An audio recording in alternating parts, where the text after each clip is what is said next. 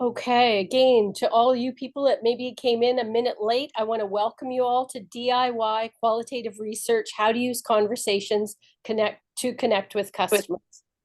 And welcome everybody. If everyone can put themselves on mute, that would be fantastic. And then, we can hear everything perfectly. Hi, everybody. My name is Kathy Burrell, and I'm an entrepreneur in residence at WeBC.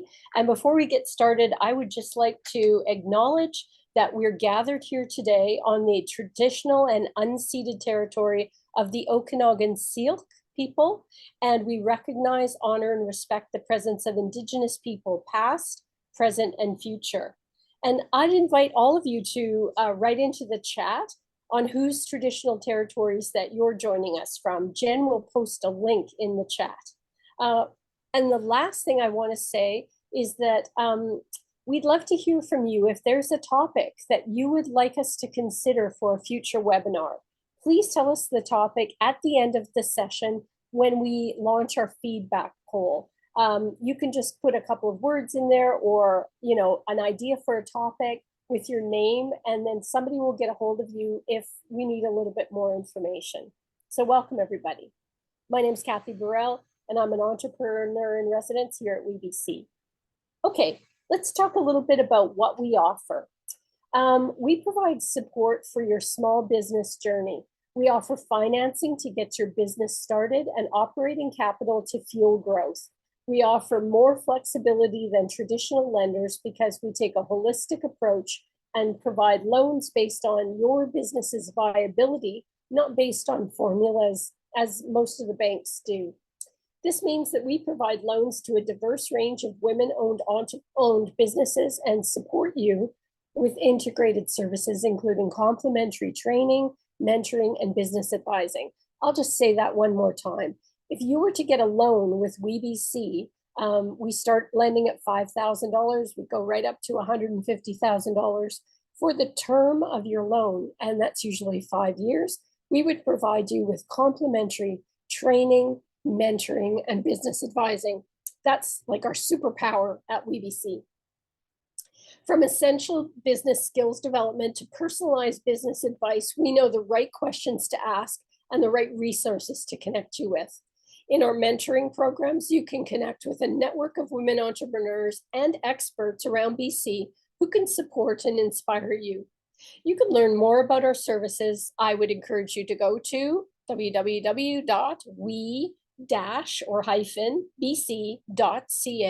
and we'll have that on the screen a couple of more times during this webinar. And we'd love you to sign up for our e-blast newsletter. You get an e-blast once a month. It has a wonderful listing of all of our offerings for the month, many of which are free, and you're welcome to kind of join us at anything that's pertinent to your business. Because really this spring we have a ton of great offerings coming up. Okay. I'd like to welcome our panelists today. We're going to talk about today's webinar. And our panelist today is Catriona Adam. She's the founder of Head of Vision, the Thick Data Company.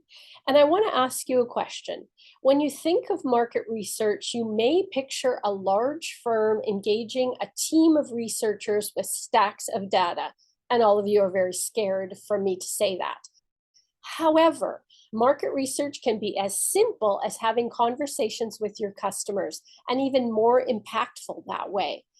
Today, we're hosting Catriona Adam, founder of the Thick Data Company, who specializes in getting into the deeper conversations through qualitative research. And we would like to really welcome Catriona today. I'm going to turn off my screen and Catriona can take it away. Thank you so much, Kathy, and for the great introduction, as well as the territory acknowledgement. For anybody who is tuned into this and has any sort of can't see me and any sort of technical issues, I am a white woman. I have medium length brown hair. I'm wearing glasses and a striped shirt. I'm going to share my screen. You may also see my cat during this. This is his nap spot. So if he pops up to say hello, that's also on screen. So I'm going to share my screen, and just bear with me as I click quite a few things to make that happen.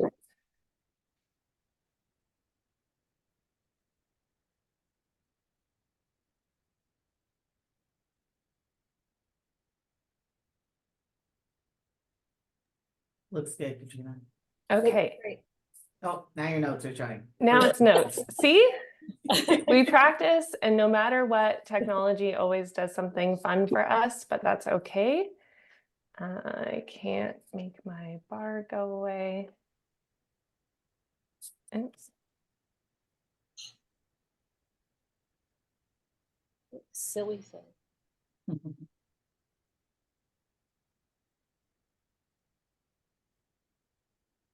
Ta-da! Good job. Okay, thank you. Thanks for confirming. So I'm really pleased to be here. WBC has been an exceptional provider of services for our local area, and I'm pleased to be, helping with this and giving back to the WBC community. I've gone through the mentorship programs, and I can't recommend that enough in terms of the connections that you can really make there and build some solid friendships and really go through that entrepreneurial journey together. So let's talk about research. And I know research and data and numbers and talking to people can all be a little scary, and that's okay. One thing that is for certain as you go on this business journey is that you will do things that scare you every day. So this is just one little thing, one more little thing. And I believe in you and you can do it. So research is really important to businesses. Businesses are existing to meet a need and to solve problems for people. That can be really anything. That can be a better soap through to, access and services that meet a specific group of people's needs. Research really helps us to improve those products and services.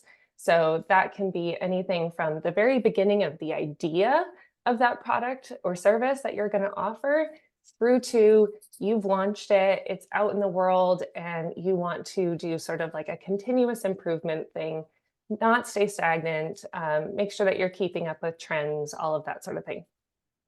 Research is also great to help you understand your competition and threats. I'm in a Facebook group for women in business across North America, and someone said, people keep coming in and asking me to lower my prices. And I said, what if you use that as an opportunity to be really, really curious and say like, oh, that's interesting. What else are they doing over there that you're getting that better price? Is there a quality difference? Is there a customer experience difference? Is there a service experience difference? So anything like that that can really help you hone in on what other people are doing, and also help you identify risks to your business that can be external. So we saw a lot of changes with Airbnb and legislation, and those are external threats that research can help identify if you were talking to people in the know, perhaps. I also find that research really helps businesses because I hear so often that I'm spending $5,000, I'm spending $10,000 on marketing, and I'm sure that the marketers and advertisers are great and very, very skilled. But sometimes those just don't land because you might not be able to brief your marketing team or your external vendors on the language that your customer uses or where they are or what their needs are so that you're tailoring that conversation in your marketing to building that relationship and having something that makes sense to them. And research is also really important. Kathy and I were talking just before everyone joined about how this can come up in so many different places. Like people just want to know, well, who are your customers? That could be investors, it could be lenders, it can be grant applications. Your little business plan on a page, there's a square for this. So that's all really important information. And it's funny, I was doing my own research on research as I do, but I went looking to say like, okay, if I was starting out and I wanted to do research, let me Google how to do that. And it says like, you should do research, or you could do interviews, or you could do surveys, but it does not tell you how. It does not tell you how many, it does not tell you who to talk to, it does not tell you much of anything, it just tells you to go do it. So I wanted to kind of break some myths here, share some really basic information. I could nerd out on this for days and forever. So if you ever have any questions, please don't hesitate to reach out. I'll leave my LinkedIn at the end of this into the chat, as well as a little special offer for anybody joining live today. Okay, so no matter the stage that your business is in, conversations with customers are key. They're really, really low-hanging fruit to understand what people's issues are, their challenges, their needs, their wants, their hopes, their dreams, their willingness to pay for things, improvements that are needed. And you might have numbers. So Small Business BC has information and access to data. I believe WeBC does as well. So check out those websites for additional resources on how to get sort of market research data. That's kind of that bigger, how big is the market? How much revenue per year is spent in this industry or this product. Those are all great, but they don't tell a story alone in terms of what you can do with that. So I'm going to kind of share some tips on how to move beyond that. And then assumptions and anecdotes aren't enough. What I mean by that is, like, we're often starting this business because we see a problem. We see a need that we want to meet for people. And that is great. And there's also a step beyond that where we need to find out, and we need to figure out, and we need to really test that with people beyond us. And that can be simple conversations. And we'll talk about how to do that. So you're here, you're interested in research, love that. I want you to think about why you are curious about research, why you are doing research amongst your customers. And I really find that it's helpful for people to start at the end. What do you need to get out of research? Like, what are the decisions that you're going to make? What are the changes that are within your control to do? Is that pricing? Is that product? Is that promotion? All those P's? Is it something else? Is it, a total strategic shift in direction? Is it exporting to a new market? These are all sort of different things that can really inform your research, and research is never a one and done thing either. So just as your changes to your business, research should be involved in that process, just like product is, just like marketing is, just like your structure might be. So this is all part of running a really healthy business so that you're not blindsided by things down the road. So I'll leave these questions up here for a second, but I will have, anybody can email me for some follow-ups or some printouts. I'm happy to share these with you, just as far as little worksheets for you to do. So please be in touch for those as well. So we're really in a time where this has come up over and over and over again, where I'm trying to be everything to everybody. I want to service this whole, market, this whole space, and I want to do everything and be everything. And I kind of think of it like, certain fast food chains that might be trying to offer vegan and trying to offer burgers and chicken and fish and kids meals and something for 90-year-olds. So we have to think about who is our specific customer. And while we would love everybody to do it, it's often easier to start small.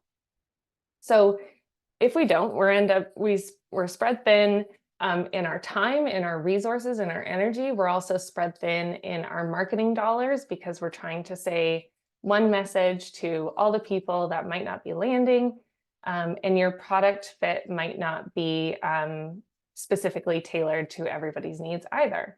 So one of the things that also contributes to is that specificity. So I was chatting with another business owner, and she said, I really want to help adults with ADHD.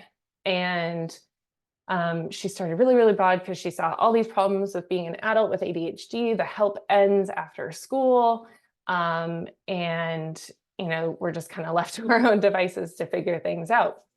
And we got really, really specific through conversation, through her talking to some of her potential customers and what their needs are and what's missing. And what she landed on was getting really, really specific on, no, I want to work with late diagnosed women who are identifying women in the United States who run businesses and have children under 18, right? Their brains are doing multiple things and they're late diagnosed, which is a very specific thing. It's not that they learned some tools earlier in life. It's that they are looking for tools and support now, and that's her service. And so she got really, really specific. And, if she captures additional people along the way who are like, oh, I could benefit from that, that's great. That's gravy. But that's not her core offering. It's not her core message. So I'm going to talk about the type of research that I specialize in and is really kind of the basis of all research. So surveys just exist because they were a scalable way to do, to hear from a lot of people across a lot of things. Like think about polling. And so that became a really easy way to just blast and get a lot of numbers, but you have to be really specific about those questions. They're often closed-ended. You have to know the answers before you can ask the question. With interviews or conversations in regular terms, these are really fluid. They're an opportunity for you to adapt and switch up and tailor that conversation to that person and follow tangents and just really exploratory. And I find that if you don't know who your customers are, start with your hunches. That's a great place to start. Your customer might look, feel, sound, and do things just like you. That's great. Start there. And then add interviews as you go.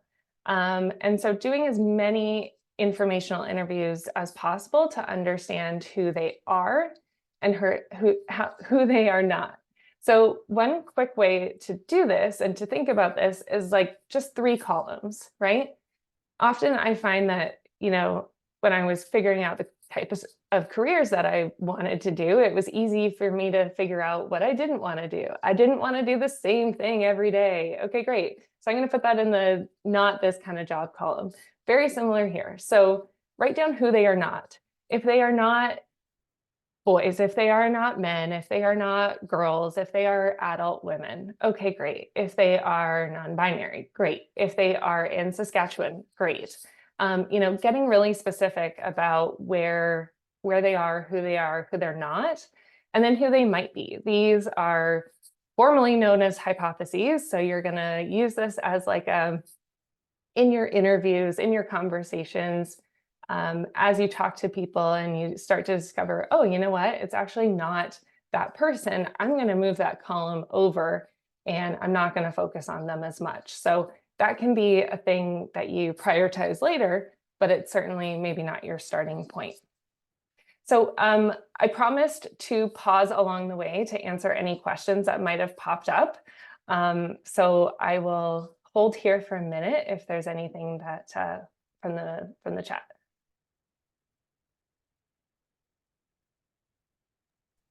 Catriona, I just had a quick question. It's Kathy Burrell. I just wondered for people that have already started their business or, depending what phase they're in, is it ever like too late to stop doing research or, yeah, but do you have any comment about that? Yeah, I have done research for businesses that are just kind of in that idea phase that are, or they may have a prototype or they're going to farmer's market and testing things out. That's a fine place to start, as well as I've done research with, Fortune 100 companies that are still trying to beat out the competitors and make sure that they're understanding how the market has shifted. We're in an area of insanely rapid change with technology, with AI, with how we communicate with each other, with our mobility across the world. So things are changing at a pace that hasn't been seen before and is only going to keep going. And so research can really help you keep that kind of pulse on what things are, what's happening. and if you should keep going down a certain road, or if you're going to reach some point of obsolescence and you need to shift and adjust and tweak. So whether you're a business of one or you're a business of 1,000, it's really, really relevant to always be doing research. And the big ones often do. So that's who you're trying to disrupt. Those large companies are doing research. Yeah, that's a great comment. I mean, for a lot of people, when they start out, they have to realize that in order to get into a market, you have to sometimes take some, snatch some business from another competitor. So, having that competitive advantage. So thank you for that.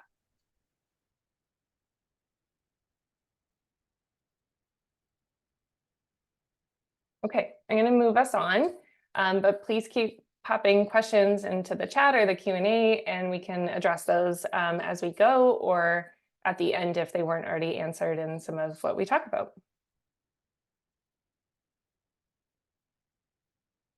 Advance. Okay. So often I get this question of like, just how many people should I be talking to? And what's great is like, think of it like the rules of thumbs. You have 2 thumbs perhaps. So we have 10 customers. So start with 10 customers and you'll really start to see themes start to emerge. 8 will get you close to that. 12, you're going to start to hear something repetitive. And that might mean that you have really, started to understand that segment or that cohort or that group of people. If you have additional segments, so if you're talking to moms with kids, that might be kids that are teenagers, kids that are, 4 to 12, and that might be under 5. So, thinking about those different life stages of your customers or their behaviors or their needs can help you to segment or chunk out those groups of people, and that might be additional interviews that you need to do. So again, you'll probably start to see themes across those, but 10 is a really solid number to start with if you have a really, concrete definition of who your customers are. So we're going to talk about some ways of DIYing, and then I'll also share some resources. So finding your people. This is another just major gap in my online researching of like, how do I find people for research? Well, okay, are they your current customers? Do you already have some business? Super. Tap into those. They're a fantastic resource. They already like you, your product, your service. So utilize that. Ask them in store if they'd be willing to answer some questions. Have a QR code that links to a screener survey. And I have a video going up on YouTube shortly that's going to be all about how to do that. If you have a newsletter, mention it there. Social media, post about it, talk about it. Create links to sign up to have people opt in. That way they're not feeling so on the spot, which tends to interrupt people's days. They weren't expecting it. If you're looking for people that aren't your customers, what are some of the things that you might be able to guess about who they are? Where would they be if they're online? Where would they be if they're in person? So thinking about things like community neighborhood focus group, Facebook groups, slide into those DMs, put a post up about it. I've done this as when I worked in a large company, we were doing a project for an airline and they wanted to talk to people who lived, within a certain area of the airport. Okay, great. I lived in Tawasin at the time. I can do that. I just posted in my Facebook group and said, hey, I'm a super official person, from this company, and I'm looking for, my neighbors to help me answer some questions about living near the airport. And that works. People are like, oh yeah, I might be the person for you. And then you can ask them questions to make sure that they are the right person, right? If they don't fly often enough, that wasn't our person. So we have to kind of screen people in and out as well. You can also do clipboards or iPads or iPhones to ask people some questions, or to get them to sign up to be contacted to answer some questions, that you can reach out to them again at a better time. Again, thinking about their context and their situation, how many bags and kids and cars they're juggling can really put people into a state where they're just like, oh, not right now, but they might be interested. So one thing to remember, and this is really critical, that research is not a sales conversation. You are not trying to sell them anything. Remind them of that. This is really because you care. You want your product and your service to meet people's needs, and you want honest feedback. That means that, at the end of this, I'm not trying to sell you anything. Not everybody likes to be put on the spot, so scheduling those follow-up times and meeting, and you can do that online. It doesn't have to be in person. A phone call works, a Zoom call works. These are all very valid ways of collecting information about your customers. And I have a little script on screen that can help, but again, this is not exhaustive of what you might want to say. Again, saying things like, this is what I can offer you for your time. I know that it's precious, whether that's, a $10 coffee gift card or a store discount or, something that might be of value to them that you can provide in exchange. And I know I started this slide with this is not a sales conversation, but what's really, really interesting is when you invest time into people, into your customers, and show that you care and that you are there to really listen, because you are there to listen. Often they find like, oh, this was a really great self-reflection exercise. Maybe this is what I do differently, or maybe I should think about buying this more often. And so that just kind of like tweaks that curiosity and their own thinking, that gets them to actually proceed a little bit differently. So it might actually turn into a sales conversation accidentally, but remember, that's not the point. Excuse me, I have a question about that slide. Yes. I'm curious. I'm Winnie.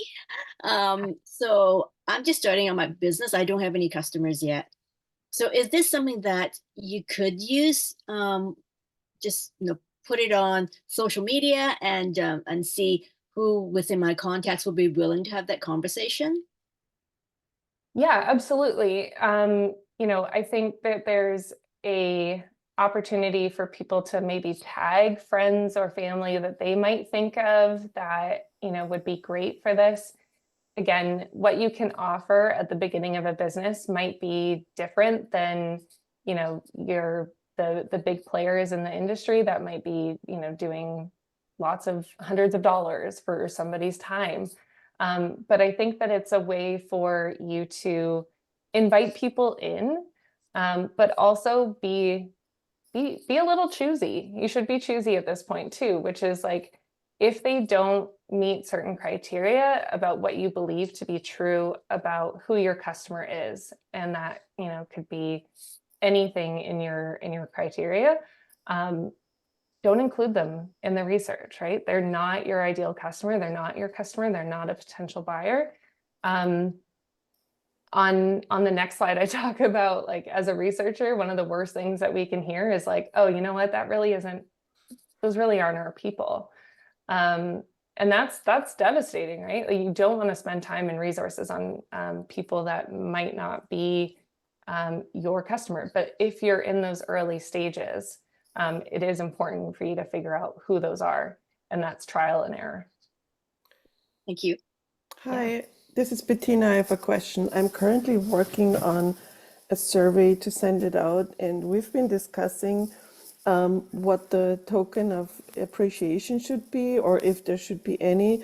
Our product is really expensive, and I thought if it's existing customers that bought already a style from us, and I thought if I offer them a discount or a credit to their next purchase, I felt like in the end it sounds like I'm, with this survey, I'm luring them back into buying another piece from us.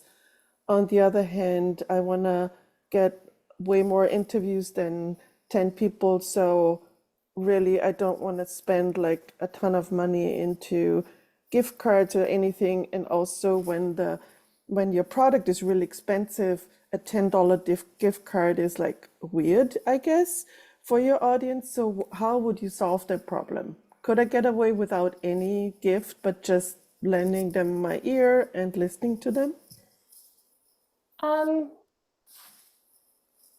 I think I would answer that two different ways. So one is if they are willing to do it for free and get nothing in return and just be listened to, then that's great.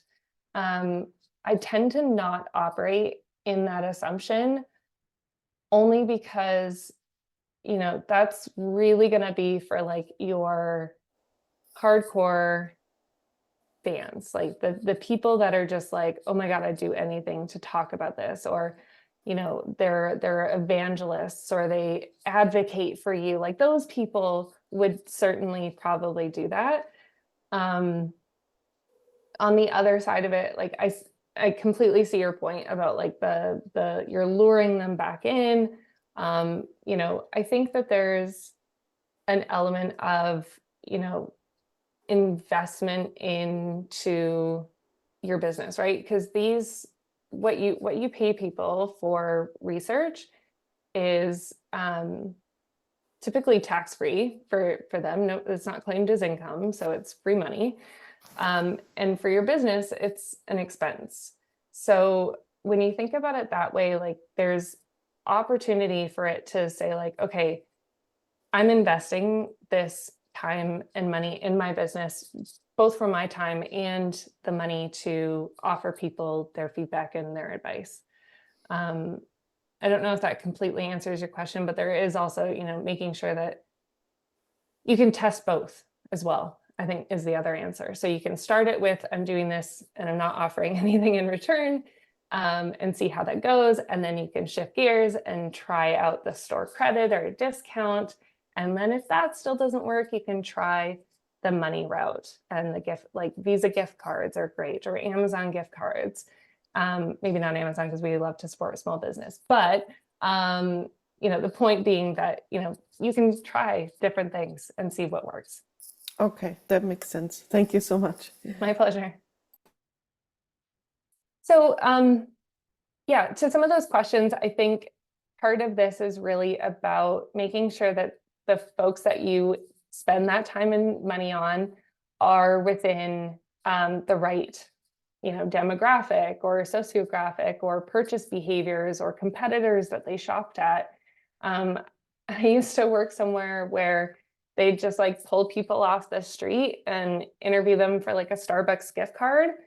And that doesn't always work, because if that person is not a sneakerhead and you're showing them a sneaker website, they're not going to be that interested. Yeah, they can tell you if the buttons are working and if they're, you know, they're not running into any issues, but they're really not your end user. So you're really not going to be capturing that rich feedback that's going to help you make decisions about your business. So do use there's free and freemium tools like Typeform or Microsoft Forms. And then just a tip about, you know, not asking more questions than you need to. Of course, you don't want to bore them before you even talk to them by screening them out and asking them, you know, 50 questions. But make sure that the questions that you're asking are relevant to your decision making and are not overly invasive, that you're storing people's personal information, personal data that could be linked back to them, or, you know, health information, anything like that. So one other tip here is plan ahead and funnel down. So map out the questions that you want to have in that conversation with people. This is just you brainstorming, writing it down, pen and paper, you know, type it out, print it out. I still print out every single conversation guide that I'm gonna need, because we go on tangents, we start talking about something, we get wrapped up into the moment. But I still have objectives that I wanted to get through. So it helps me to still reference those with like those key core questions that I need to kind of get through. It helps you to figure out you know, bring it back to the conversation, bring it back to your industry. So I find that it's really helpful to start really broad. You want to ask them about themselves. People talking about themselves is their favorite thing to talk about. So start there, get them warmed up, ask them about them, their life, you know, what's going on, what they're looking forward to. Understand them before you start making it about yourself and your industry. I always leave room for people to ask me questions in return. I often get like, oh, how are you using this? Or, was that helpful? And, is there anything else that I could help you with? So people love to help other people. And so giving them an opportunity to ask you questions and give an honest answer in return goes a long way. Record it with their permission. This is for note-taking purposes. You don't want it to show up on YouTube. You want it to be a conversation. You don't want to be a stenographer writing down all these like crazy notes and trying to keep up with everything. They don't want to look at the top of your head while you're typing or writing, right? So keep it a conversation, record it using your phone's voice memo app, or if you're on Zoom, it can be recorded as well. And just also know that you're not going to ask every question. And this is part of going back to the beginning of planning ahead, making sure that you know the questions that you want to ask and which ones are the most important. So if you only have 5 minutes left, what's the one question you're going to ask them? And be good with that. So questions, haha.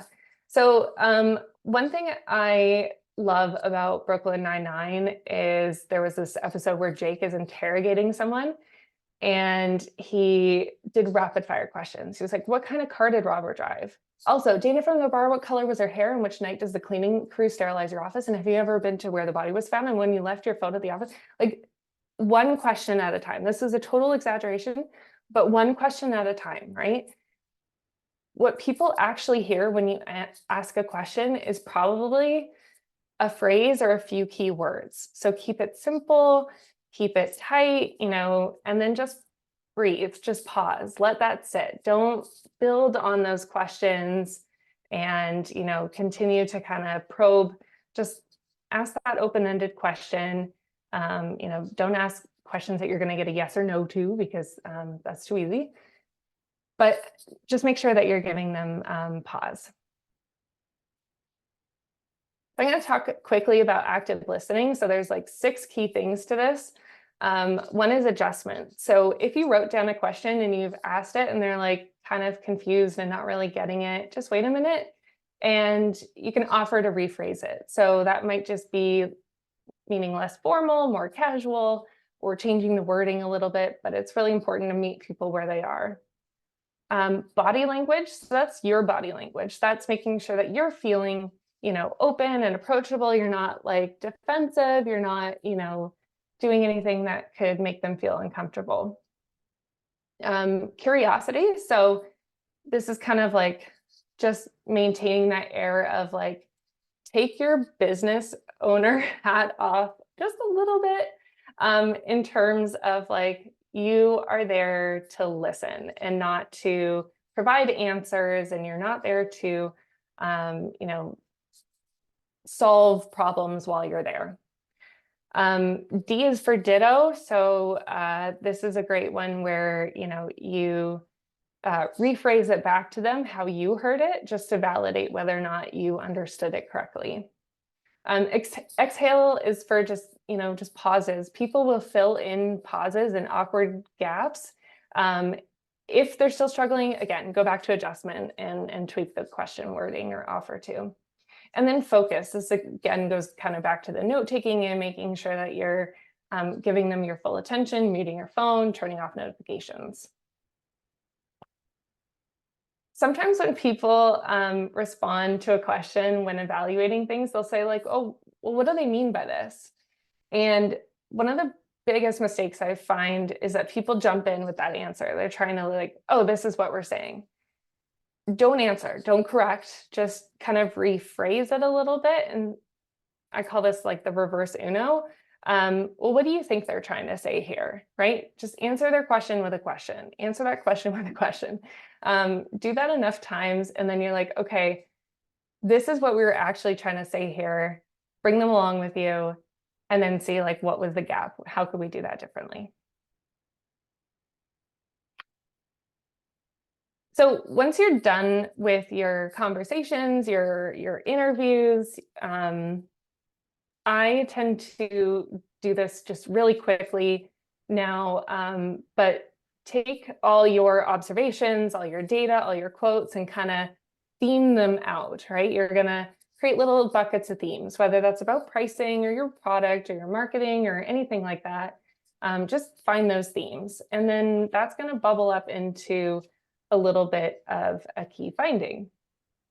So I'm going to pause there for any questions before we move on, because we do have a few slides left, but just want to make sure there's nothing so far. Catriona, it's Kathy Burrell again. Somebody asked the question on the last slide, if you could give an example of a question, reverse uno. So. Yeah. So, you know, I've had people evaluate people's marketing. So, you know, their advertising or their copy, and they'll say things like, well, what are they trying to say with this? And I just, you know, I don't have to think much. Well, what do you think that they're trying to say with that? I don't get it. Are they offering X?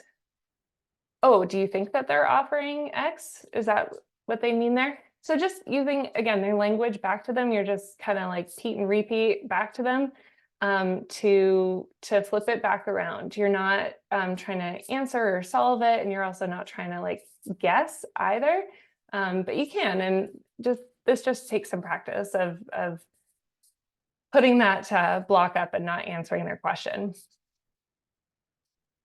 Great. I think that answered it. Thank you.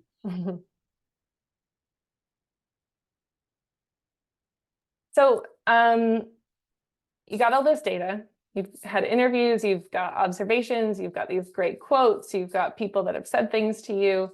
How do you turn that into insights for your business? So this is just like a quick crash course. Your key finding is going to be like the what you learned, right?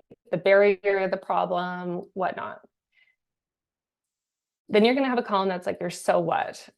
So why your business cares about that key finding. So is that an impact to the customer? Is that an impact to your business? Could be anything. And then you're going to translate into that now what idea. So the ideas that you can do differently, this is like solution area, fill in the blanks. So I have an example here. I made this up. People using competitor mattresses are worried about waste if returning the mattress during the trial period. Okay, so what? Well, people want a comfortable mattress without buyer's remorse or returner's remorse if they're worried about the waste. Okay, so now what? What do we do differently? What's our solutions? What are our ideas? Well, we can differentiate our brand by creating an upcycle team. You know, we can talk about that upcycle. We can try to get to net zero certification or something. You know, so these are ideas that your business can then say like, okay, great, we've got all these ideas, and later you're going to go prioritize that with your strategy and your business plan and thinking about your finances. But these are the kind of ideas that can help you map out your roadmap and what to do next. So I work with small businesses, I work with big businesses, but there's also other Canadian women indie customer insights teams that can support you with research locally here in BC. Upwards and Soup Insights are two that come to mind. If you need some quantitative research and research support, I don't know, market research is so small in Canada. I feel like we all know each other. So I can also refer you to other people if it's not something within my expertise, or I feel someone maybe has more experience in your industry, just reach out. I'm happy to direct you accordingly. And for anybody attending today, there's an email address to contact me here. I'm also going to host an office hours kind of ask me anything next Wednesday, just as a follow-up. I think this might actually conflict with your next presentation. So if that's the case, no worries, don't come, but do sign up, just express your interest, and maybe we find another time as well. but just want to put it out there. Please contact me. I'm happy to answer any questions, like literally ever. So this is my favorite thing to talk about. It's my hyper focus. So I'm just excited to share it with you, and thank you, WeBC, for the opportunity. Catriona, I think you'll be all good. The next session's on Tuesday, so won't conflict. And great, Catriona, thank you so much. I'm going to start sharing my screen, and just everybody remember they're going to receive a recording of the session tomorrow, so you'll have this information. So that's great. And okay, there you go.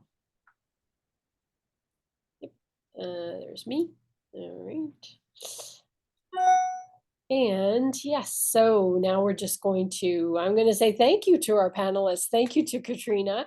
That was wonderful. And again, the way you started this session talking about the fact that you can Google market research right, left, and center, but nobody is willing to tell you how to do it. They're just telling you all the things that you could do if you wanted to do, and possibly figure it out all on your own. So thank you so much for this session. I learned a ton, and I kind of do this every day. So again, Catriona will be in touch. There is the office hours next week. And again, if you somehow cut out halfway through this presentation, you can get a hold of us at WeBC and say, I really have a question for Catriona, and we can get a hold of her. So that was wonderful. Thank you very much. And I just want to conclude today by telling everybody about some of our upcoming promotions at WeBC. We're doing a mini theme this month on marketing, which Catriona fits right into. So any of you that are doing business marketing, that's fantastic. We've got these on-demand smart programs that we're just getting an incredible amount of people signing up for them. The number one benefit of them is that they're free for the entire year. If you're interested in HR, if you're interested in financial fitness, if you're interested in strategic marketing, and who isn't, these courses can be signed up for on our website at we-bc.ca. They're free for the entire year, and you have 90 days to complete one of these courses, or all of these courses if you like, and they're just fantastic. So the registration is there on the screen, and you can go to our website, and it's right in the stringer at the very top. And there's a couple of other webinars we're doing. We're doing a fireside chat, growing your business with a marketer, getting started with email marketing, unpacking artificial intelligence, tips for using AI in your business, growing on social media, myths and tips for mint cleaning. So I also wanted to mention that this month up until June 10th, if you go to our website and you sign up for our marketing toolbox, you'll be able to win a prize, be entered to win a prize from mint cleaning. So that's fantastic. Okay, I think we're going to leave it there today. And again, if you've got questions, Jen will take a look in the chat, and we'll have somebody get back to you with that. But I just want to really thank Catriona for being our guest today on this fabulously sort of informative webinar on market research. I hope you all have a good think about it and decide to take her up on the questions next week.